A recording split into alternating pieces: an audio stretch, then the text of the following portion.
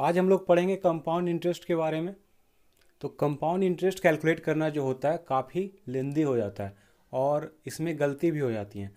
तो इसको देखते हुए इसका जो शॉर्टकट मेथड है उसके थ्रू हम कंपाउंड इंटरेस्ट को निकालने के लिए सीखेंगे और साथ ही साथ इसका फार्मूला भी देखेंगे कि क्या होता है। तो उससे पहले यहाँ पे कुछ सिंबल को देख लेते हैं, जैसे कि अमाउंट। अमाउंट को हम ए से रिप्रेजेंट करते हैं, प्रिंसिपल अमाउंट पी से, रेट आर से, टाइम टी से, कंपाउंड इंटरेस्ट सी आई से। अब अमाउंट क्या होता है?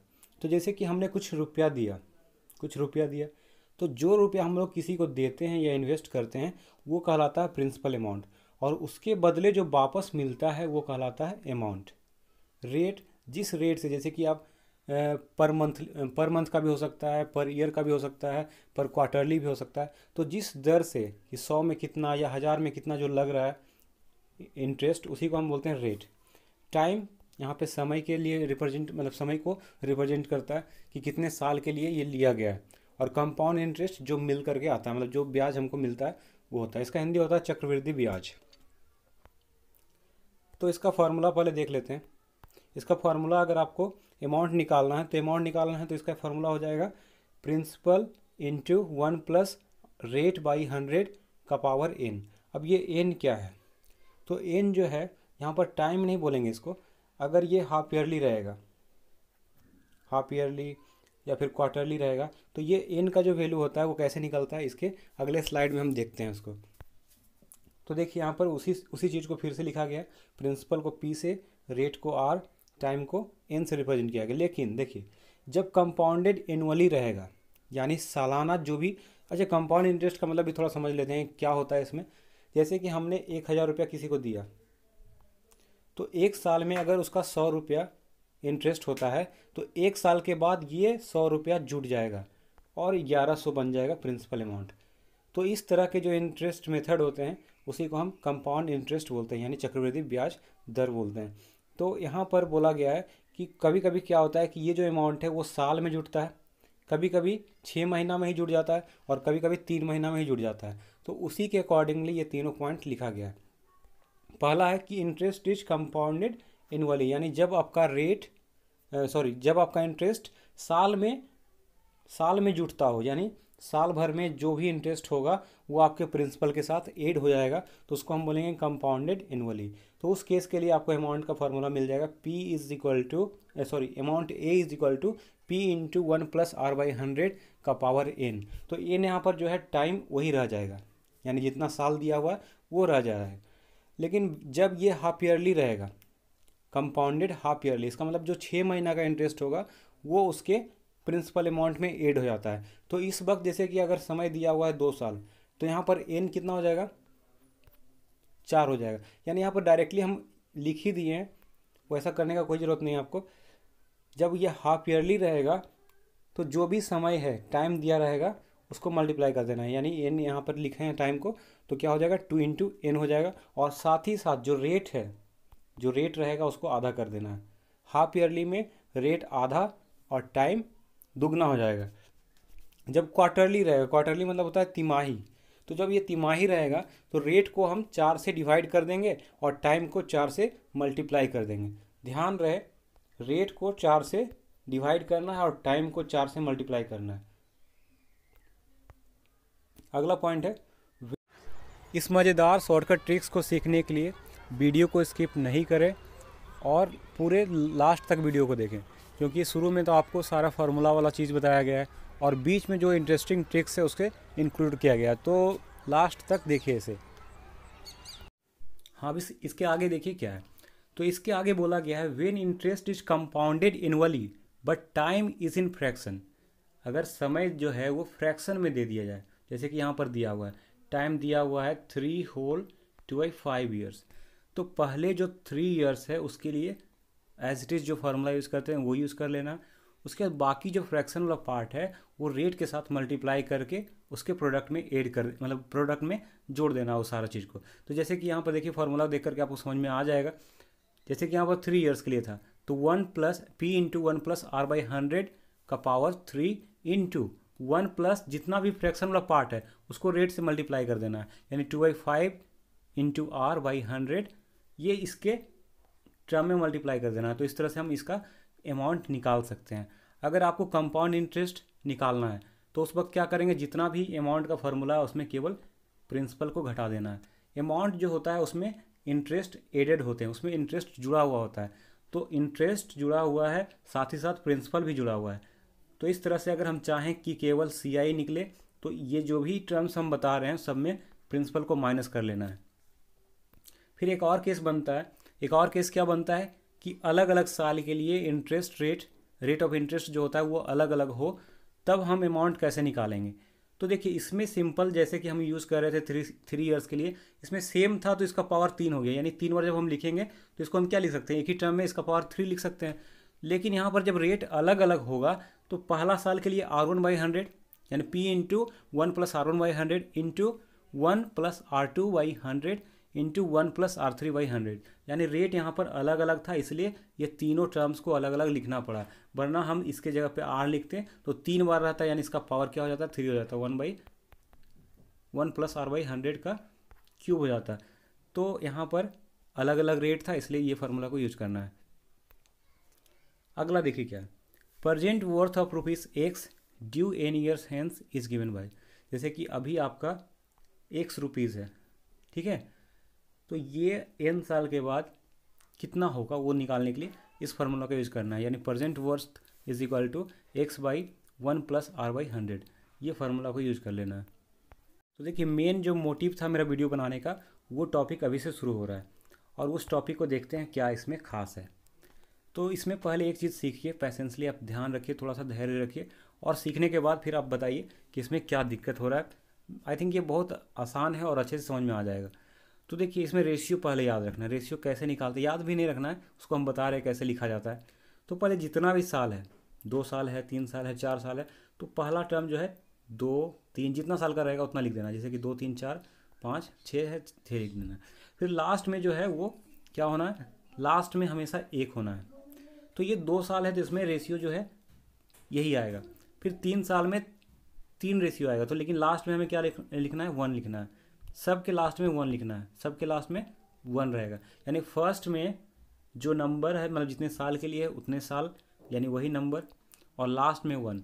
इसके बीच वाला नंबर कैसे भराएगा, तो इसके बीच वाला नंबर जो होता है इसके प्रीवियस रेशियो को जोड़ना होता है, यानी 2 और 1 3 हो गया। यहाँ पर देखिए कैसे निकलेगा, तो 3 और 3, यहाँ पर देखिए 3 और 3 कितना हो गया, 6। उसके बाद 3 और 1 4, यानी जितना साल रहेगा उतना रेशियो आएगा। 1 2 3 4 इसमें आ रहा है, इसमें 3 आ रहा है, इसमें 2 आ रहा है, इस तरह से। तो इसमें देखिए कितना होगा, 5 तो रही, मतलब शुरू में लिखा गया। उसके बाद कितना हो गया, 6 और 4 10, फिर यहाँ पर भी 10, फिर उसके बाद 4 और 1 5, फिर 1, यानी इसमें 5 हो गया। फिर 6 साल के लिए क्या होगा, तो 6 आ जाएगा सबसे पहले, उसके बाद 15, फिर 20, उसके बाद फिर 15, फिर 6, ऐसे करके। तो देखिए यहाँ पर हम समझाते हैं आपको, अच्छे से इसमें लिखा हुआ है। देखिए 2 साल के लिए पहले तो 2 आना ही है, उसके बाद लास्ट टर्म जो है 1 आना चाहिए। यानी यहाँ पर देखिए सब में लिखा हुआ अच्छे से, पहले 2 साल के लिए 2 है, 3 साल के लिए 3 है, 4 साल के लिए 4 है, 5 साल के लिए 5 है, 6 साल के लिए 6 है, लास्ट में सबका 1 1 1 है, ठीक। अब ये बीच वाला जो टर्म है उसे कैसे भरना है, तो इसके जो रेशियो है उसको ऐड करना है। जैसे 2 और 1 कितना हो गया, 3 हो गया, तो इसमें 3 आ गया। इसमें जोड़िए 3 और 3 6 हो गया, 3 और 1 4 हो गया। इसमें जोड़िए 6 और 4 10, 6 और 4 10, 4 और 1 5। इसमें जोड़िए 15 20 15 और 6। तो इस तरह से हम ये रेशियो को लिखते हैं। अब इस रेशियो को लिखने के बाद हम इसका यूज कैसे करते हैं वो क्वेश्चन में इसका ट्राई करते हैं।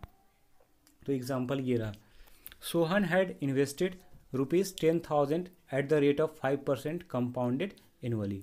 यानी सोहन क्या है, 10,000 इन्वेस्ट किया 5% के दर से 2 साल के लिए। तो हमें निकालना है इसका कंपाउंड इंटरेस्ट। तो अगर हम फार्मूला से चलें तो फार्मूला से क्या होगा, CI is equal to P into 1 + R/100 का स्क्वायर माइनस P होना है। लेकिन हम इसको फार्मूला से कैलकुलेट नहीं करेंगे, हम इसे अपने रेशियो से कैलकुलेट करेंगे। तो पहले क्या करना है, जितना साल के लिए रहे उतना बार इसका 5% निकालना है। तो देखिए पहले जब इसका हम 5% निकालेंगे तो कितना हो जाएगा, 10,000 का 10% 1,000 होता है, और 5% हो जाएगा 500। फिर उसके बाद इसका 5%, तो इसका 5% कितना हो जाएगा, 10% हो जाएगा 50 और 5% हो जाएगा 25। तो अब हमारे पास है एक बार और दो बार का 5% निकल गया। अब जो रेशियो है उसका याद रखना है, तो रेशियो इसका कितना होता है 2 साल के लिए, 2:1 का होता है। तो इसको करना है 2 से मल्टीप्लाई, इसको करना है 1 से मल्टीप्लाई, तो 2 से मल्टीप्लाई कर दिए तो इसका हो गया 1000 और इसका हो गया 25। तो दोनों को जोड़ देंगे तो कितना हो गया इसका CI हो गया 1025। तो ये इतना आसान है, 2 स्टेप में ये कैलकुलेट हम कर सकते हैं। लेकिन जब हम फार्मूला यूज करते हैं तो काफ़ी ज़्यादा लेंदी कॉम्प्लेक्स कैलकुलेशन हो सकता था। तो फिर से देखिए इसको क्या किया हमने, पहले जितना साल के लिए रहे उतना बार 5% निकालना है। यानी पहले 5% ऑफ 10,000, तो 10,000 का 5%, 5/100 इंटू 10,000, तो 2 0 कट गया, यहाँ पे कितना हो गया 100 गुने 5, 500 हो गया। तो 500 जब निकला तो फिर से इसका 5% निकालना है। यानी जितना साल के लिए रहेगा उतना बार 5% या जो भी रेट है उतना निकाल देना है। तो ये 500 हो गया। अब इसका फिर से 5% निकालना है, 5% ऑफ 500, तो ये हो जाएगा 5/100 इंटू 500, तो 20 से 20 कट गया, तो 5 इंटू 5 25। तो ये निकल गया।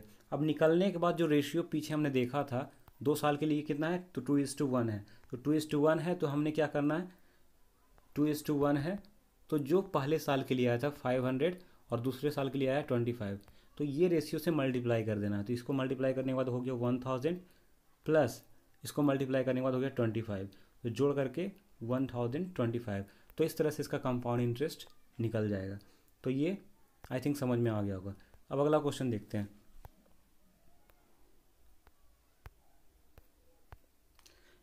If you have invested 2 lakh at the rate of 10% compounded annually for 5 years, calculate compound interest. उसमें 2 साल के लिए था, आसानी से निकल गया। लेकिन अभी 5 साल के लिए, तो 5 साल में कैसे निकालना है उसको देखते हैं। तो देखिए 10% निकालना है, तो 2 लाख का 10% कितना हो जाएगा 20,000। फिर इसका 10% 2,000, एक एक जीरो कम करते जाना है।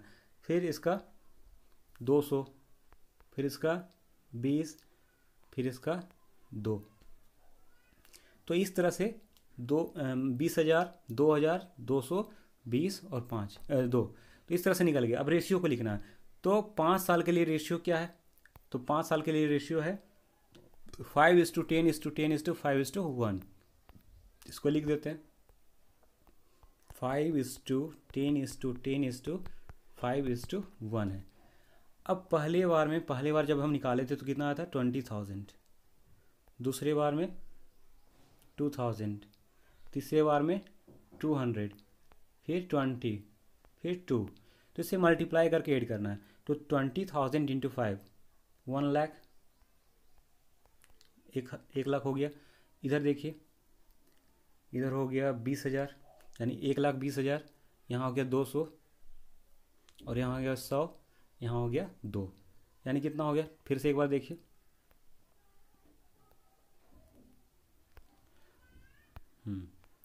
तो देखिए इसमें 1 लाख हो गया, फिर इधर 20,000, तो 1,20,000।